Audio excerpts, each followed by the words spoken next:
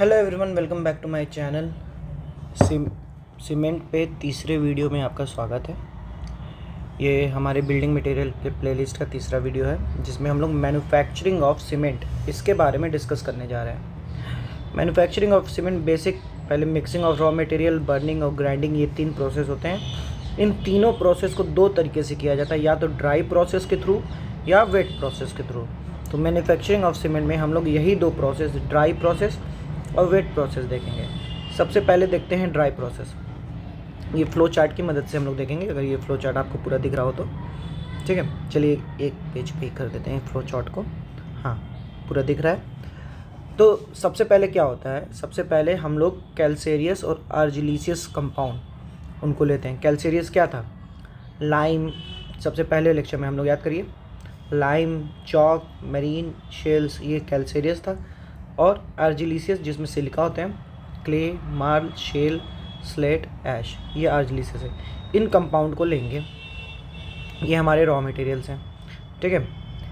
इनको क्रश, दोनों को क्रश किया जाएगा, क्रश करेंगे। दोनों को स्टोरेज बेसिन में स्टोर करके उन पे एयर करंट पास करेंगे ताकि थोड़ा सा जो भी उसमें मॉइस्चर है या जो भी है वो उड़ जाए। एयर करंट हम लोग पास करेंगे।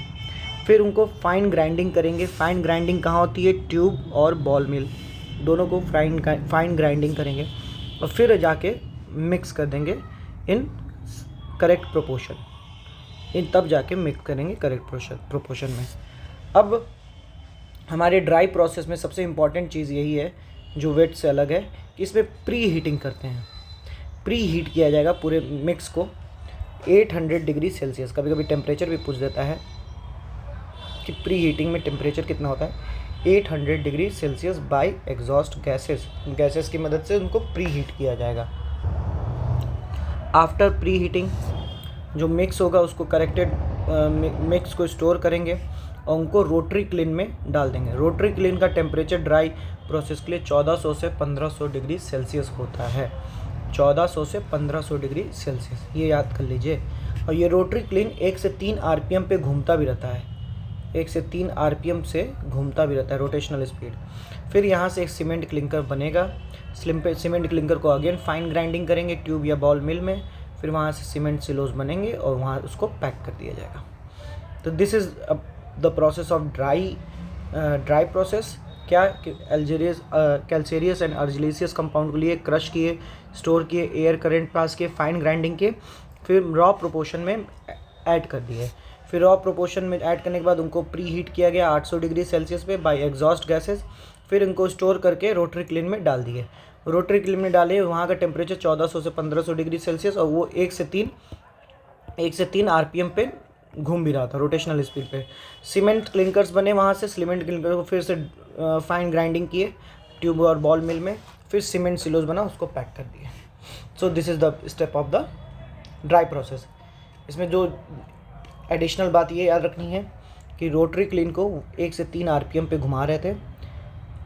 2 से 3% ऑफ जिप्सम फाइन ग्राइंडिंग के दौरान ऐड किया जाता है। फाइन ग्राइंडिंग के दौरान, इस वाले प्रोसेस के दौरान 2 से 3% जिप्सम ऐड किया जाता है, जिसकी मैक्सिमम लिमिट 4% होती है। 4% से ज़्यादा नहीं देते, नहीं तो वो अनसाउंडनेस दे देगा।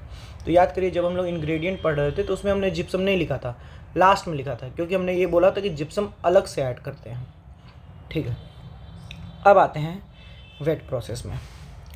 वेट प्रोसेस में अगेन कैल्सेरियस कंपाउंड, आर्जिलिसियस कंपाउंड लिए, कैल्सेरियस को क्रश किए, उसको वॉश किए, दोनों को स्टोर किए, फिर फाइन ग्राइंडिंग में एक साथ डाल दिए फिक्स प्रोपोर्शन में, जाहिर सी बात है। फाइन ग्राइंडिंग में एक साथ डाल दिए, दोनों फाइन ग्राइंड होंगे।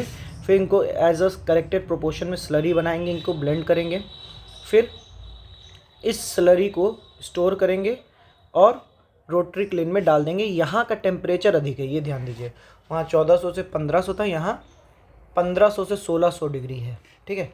फिर सीमेंट क्लिंकर्स बनेगा, फिर उसको फाइन ग्राइंडिंग करेंगे, सीमेंट सिलोज बनेगा, पैकेजिंग करेंगे। यहाँ पे क्या चीज़ नहीं हो रही है, यहाँ पे प्री हीटिंग नहीं हो रहा है। अगर यहाँ ध्यान आप दे रहे हो तो यहाँ प्री हीटिंग नहीं हो रहा है 800 डिग्री सेल्सियस वाला, ठीक है। तो प्री हीटिंग नहीं हो रहा। यहाँ का टेम्परेचर 1500 से 1600 डिग्री है, ठीक है। और अगेन कुछ चीज़ें वही कि 2 से 3% ऑफ जिप्सम ऐड करेंगे। कहाँ पे? फाइन ग्राइंडिंग के दौरान। और उसका मैक्सिमम वैल्यू 4%, इससे ज़्यादा नहीं ऐड करेंगे। प्री हीटिंग नहीं होती है वेट प्रोसेस में, ये याद रखिएगा।